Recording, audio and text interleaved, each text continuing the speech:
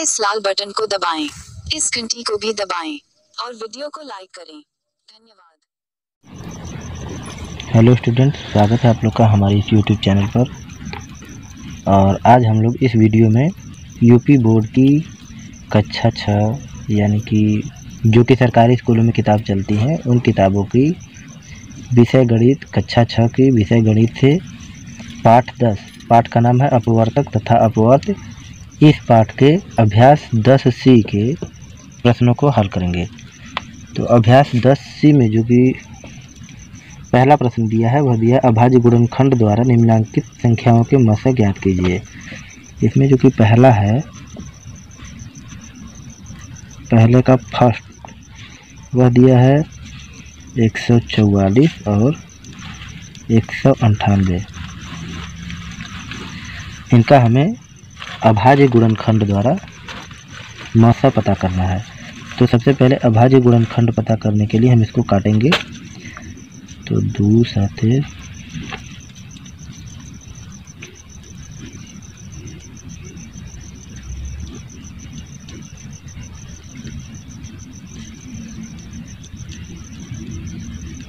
ठीक है, ये पूरा कट गया। अभाज्य गुणनखंड इसके पता चल गए।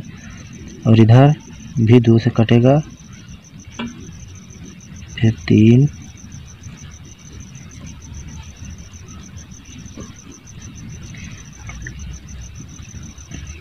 यानी कि जो 144 की जो अभाज्य गुणनखंड है वो है 2, 2, 2, 2, 3, 3।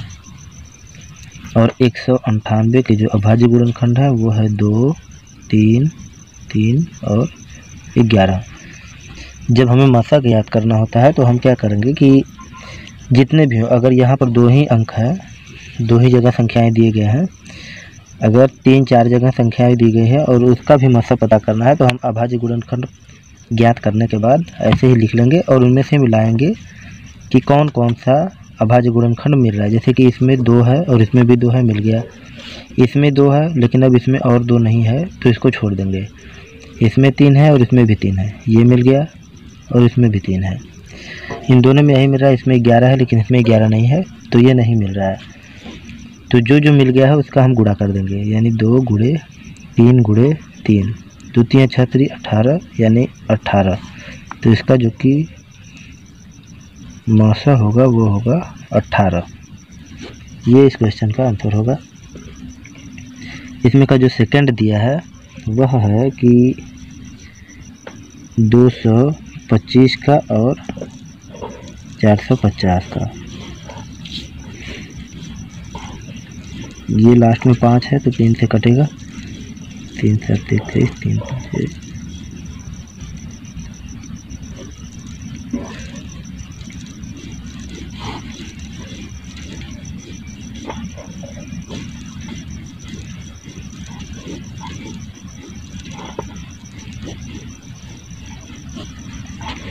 अब इसके अभाज्य गुणनखंडों को एक जगह लिखकर हम इसका मेल करेंगे, यानी कि 225 का है 3 गुणे 3 गुणे 5 गुणे 5। 450 का है 2 गुणे 3 गुणे 3 गुणे 5 गुणे 5। फिर इसका मिलान करेंगे तो इसमें 2 है, इसमें 2 नहीं है, इसमें 3 है, इसमें भी ये मिल रहा है, ये कुल मिला के 3 गुणे 3 गुणे 5 गुणे 5, 3 3 के 9 5 45 गुणे 5, 225 हुआ। यानी कि इसका जो कि मशक होगा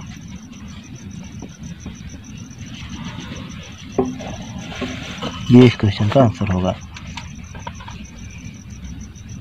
फिर इसके बाद जो इसमें का क्वेश्चन नंबर 3 है वह है 13, 39 और 273। 13, 39, 273। तो जो 13 है वो और किसी अंक से नहीं कट रहा है तो ये 13 से ही कटेगा। फिर 3 से इसको काटेंगे, 3 3 3 3 के 9, फिर 13 आ जा रहा है, एक बार में कट गया। 3 9 बार में, फिर एक बार में 7 × 7 त्रिक 21 फिर 13। अब इनके अभाज्य गुणनखंडों का मेल करेंगे, यानी 13 का जो है वो 13 होगा, 39 का 13, 3 × 7 × 13। कुल मिला जुला कर अब इसमें भी 3 है, इसमें भी 3 है, लेकिन इसमें 3 नहीं है तो 3 को छोड़ दिया जाएगा। इसमें 13 है, इसमें 13, तीनों में मिला करके 13 आ रहा है। तो इसका जो कि मौसा होगा वो 13 होगा।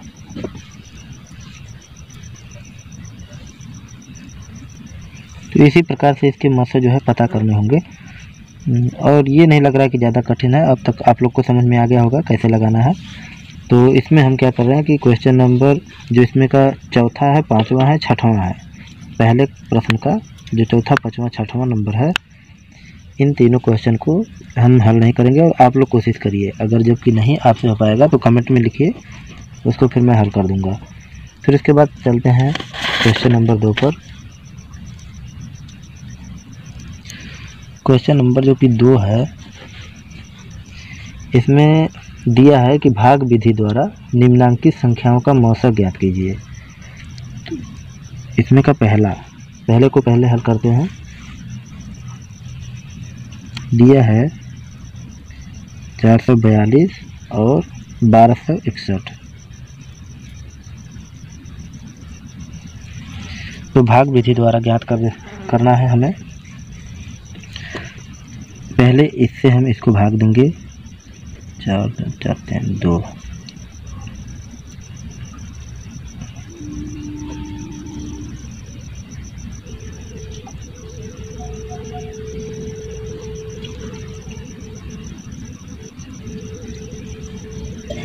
अब क्या करेंगे, यहाँ पर जो शेषफल आया है तो इसका जो भाजक है, भाजक को हम यहाँ पर लिख देंगे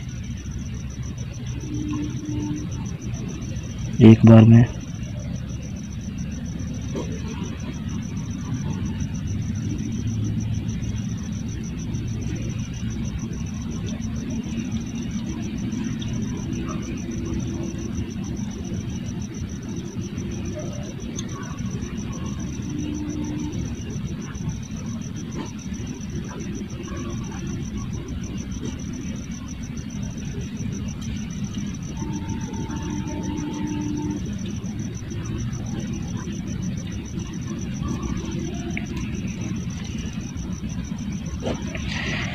कुल मिलाकर ध्यान दीजिए, नियम यही है कि पहले इससे हम इसमें भाग देंगे, जो शेष फल आएगा उसको फिर भाजक बना देंगे, और जो यहाँ पर भाजक था उसको हम भाज्य बना देंगे। फिर जो शेष फल आएगा इस भाजक को हम यहाँ पर भाज्य बना देंगे। ऐसे करते करते लास्ट में जबकि शेषफल 0 हो जाएगा, लास्ट में जब शेषफल 0 हो जाए, शेषफल जब 0 हो जाएगा तो उसके बाद में हमें यह देखना है, ये नहीं देखना है कि कितनी बार से, यानी इसका भागफल क्या है, हमें ये देखना है कि लास्ट वाला जो भाजक है वह क्या है। तो लास्ट वाला भाजक जो है वो 13 है, तो इसलिए इसका मौसा जो होगा वो 13 होगा। ये इस क्वेश्चन का आंसर होगा। इसी प्रकार से भाग विधि द्वारा मौसा हल किया जाता है। आगे के भी क्वेश्चन को भी हल कर रहे हैं, तो ये ध्यान दीजिएगा कि तब तक हमें हल करना है, यानी उसको भाग करते जाना जब तक कि शेषफल 0 ना हो जाए। और जब शेषफल नहीं बचता है तो उस वक्त हमें ये देखना होता है कि लास्ट में कितने से काटे हैं या कौन सा संख्या है जो भाजक बना है। तो जिस संख्या से लास्ट बार भाग करते समय शेषफल 0 हुआ है वही उसका मौसा होता है पहला। अब ये आप लोग को नियम समझ में आ गया, तो हम दूसरा नहीं लगाएंगे, तीसरा लगा दे रहे हैं। तीसरा से आप लोग को ज़्यादा समझ में आ जाएगा। तीसरा थोड़ा सा अलग भी है, दूसरा में 2 ही संख्या दिया गया है और तीसरा में 3 संख्या दिया गया है। तो इसमें का जो कि 3rd नंबर क्वेश्चन है, दूसरे में वह दिया है 1624, 522 और 1276। जब ऐसे संख्याएं आ जाए तो हमें यह देखना होता है कि सबसे छोटी कौन सी है। तो सबसे छोटी 522 है, तो 522 लिखेंगे। और इससे जो थोड़ी सी ऊपर है उसमें हम भाग देंगे, यानी कि 1276।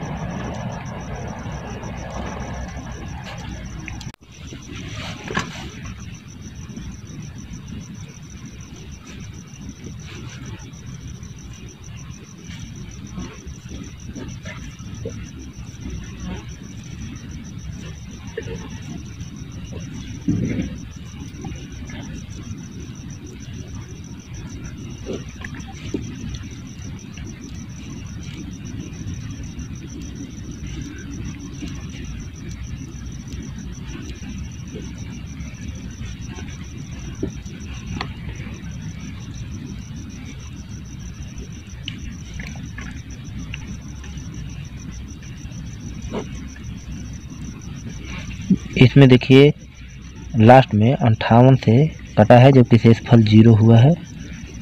तो अगर 2 संख्याएं दी होती तो इसका मसा 58 होता, लेकिन अब 3 संख्याएं हैं तो हम क्या करेंगे, अब 58 से जो लास्ट में बच रहा है उसमें हम डिवाइड करेंगे।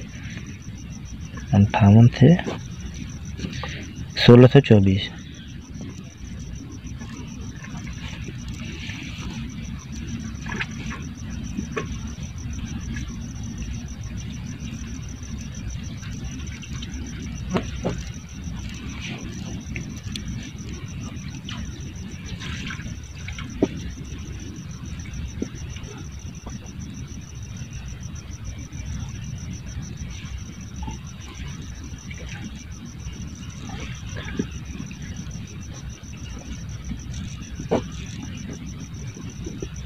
तो यहाँ पर ध्यान दीजिए कि 58 से ही यह संख्या भी कट गया है, तो इसीलिए जो इसका मसा होगा वो 58 होगा। तो आप लोग को अभी समझ में आ गया होगा कि भाग विधि द्वारा भी मसा कैसे ज्ञात किया जाता है। अब हम इसमें से पहले और तीसरे को हमने हल कर दिया है, दूसरे और चौथे को हल नहीं करेंगे। आप लोग कोशिश करिए, नहीं आने पर कमेंट करिए, मैं उसको भी हल कर दूंगा। अगर सभी को क्वेश्चन को हल अगर करूंगा तो ये वीडियो काफ़ी बड़ा हो जाएगा। तो इसीलिए अब हम क्वेश्चन नंबर तीसरे पर चलते हैं। ये दूसरे का सब प्रश्न था, दूसरे में 4 क्वेश्चन दिए हुए थे, तीसरे वाले प्रश्न पे चलते हैं। तो तीसरा जो प्रश्न दिया है वह दिया है कि वह बड़ी से बड़ी संख्या बताइए जिससे 125 और 94 को भाग देने पर प्रत्येक दशा में एक शेष रहे। तो हमें यह ध्यान देना है कि प्रश्न क्या पूछ रहा है। वह पूछ रहा है कि वह बड़ी से बड़ी संख्या बताइए जिससे, यानी जो संख्या हमें ज्ञात होगा उससे हम 125 और 94 में अगर भाग देंगे तो हर बार एक बचना चाहिए। तो जब ऐसा प्रश्न पूछे कि जिससे भाग देने पर, तो उसका मसा ज्ञात किया, तो हमें क्या करना है, प्रत्येक दशा में एक बचना चाहिए। तो दोनों संख्याओं में से एक को घटा देंगे, यानी कि 125 माइनस 1 कर देंगे और 94 माइनस 1, तो ये हो जाएगा 124 और ये हो जाएगा 93। अब इसका हम मसा ज्ञात कर लेंगे। तो 93 और 124, 93 और 124 का हमें मसा ज्ञात करना है। तो एक बार में आ जाएगा 93, घटाएंगे तो 1, 3, 3 3 3 त्रिके 9। तो इसका जो मसा है वो यही वाला है, यानी कि इसका जो कि मसा है वह है 31। फिर उसके बाद जो कि इसमें का चौथा प्रश्न है, चौथा वाला है कि वह बड़ी से बड़ी संख्या बताइए जिससे 49, 59 और 109 को भाग देने पर क्रमशः 1, 3 और 5 शेष बचे। इसमें 2 बातों का ध्यान देना है। सबसे पहले तो ये कंफर्म हो गया है कि इसका मसा ही ज्ञात करना है, और दूसरी बात कि अलग अलग संख्या शेष बच रही है, तो जितना जितना शेष बचाना है उतना उतना उन संख्याओं में से माइनस कर देंगे। पहले 1 बोला है, दूसरी बार 3 और तीसरी बार 5 बोला है। तो हम 49, 59 और 109। इसमें से 1 माइनस करेंगे, इसमें से 3 और इसमें से 5, तो ये हो जाएगा 48, 56, 104। ठीक है, अब हम क्या करेंगे, मसा ज्ञात करेंगे। तो 48 और 56 से निकाल लेंगे।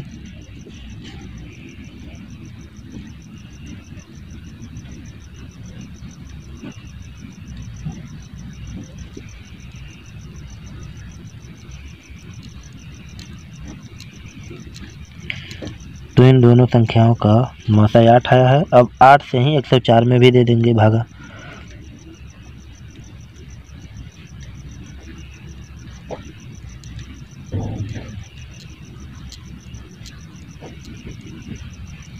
आठ से ही कट गया, तो इसका जो कि मौसा है वो 8 है। तो 8 ही वह संख्या होगा जिससे कि अगर हम 49, 59 और 109 में भाग देंगे तो प्रत्येक दशा में 1, 3 और 5 क्रमशः बच जाएंगे। 8 से अगर 49 में भाग देंगे तो 8 6 48, 1 बचेगा। इसे अगर इसमें भाग देंगे तो 56, 8 7 56, 3 बचेगा। इससे इसमें भाग देंगे। ठीक है, तो इस प्रकार से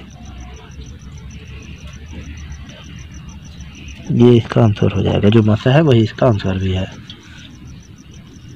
उसके बाद देखिए क्वेश्चन नंबर जो 5 दिया है, वह दिया है निम्नांकित भिन्नों को अंश एवं हर में उनके मसा से भाग देते हुए सरलतम रूप में बदलिए। इसका मतलब यह है कि जो भिन्न दिया हुआ है ऊपर और नीचे, इन दोनों का पहले हम मसा ज्ञात करेंगे। समझ लीजिए इस क्वेश्चन को कैसे हल करना है और आप लोग को समझ में आ जाएगा। इसको कोई ज़्यादा कठिन नहीं है। जैसे कि पहले वाला दिया है 256 बटे 1444, तो 256 और 1444 का हम मसा ज्ञात करेंगे। जैसे कि हम लोग ये सब मसा ज्ञात किया वैसे ही मसा ज्ञात करेंगे। उसके बाद जो मसा आएगा, उदाहरण के तौर पर मान लीजिए इसका मसा कोई भी संख्या आ जाए, मान लीजिए 4 आ गया इसका मसा, पहले वाले का 4 अगर मसा आ गया तो 4 से हम 256 में भी भाग देंगे और 4 से 1444 में भी भाग देंगे, और जो कि आ जाएगा उत्तर वो उसका सरलतम रूप होगा। ठीक है, तो आप लोग को ऐसे ही हल करना है। इस क्वेश्चन को आप लोग हल कर दीजिएगा। अगर ना समझ में आए तो कमेंट करिए, उसको हम हल कर देंगे। और इसमें और कुछ ज़्यादा कठिन नहीं करना, बस वही काम करना है। तो फिर मिलते हैं अगली वीडियो में। आप लोग तब तक अभ्यास लगाते रहिए।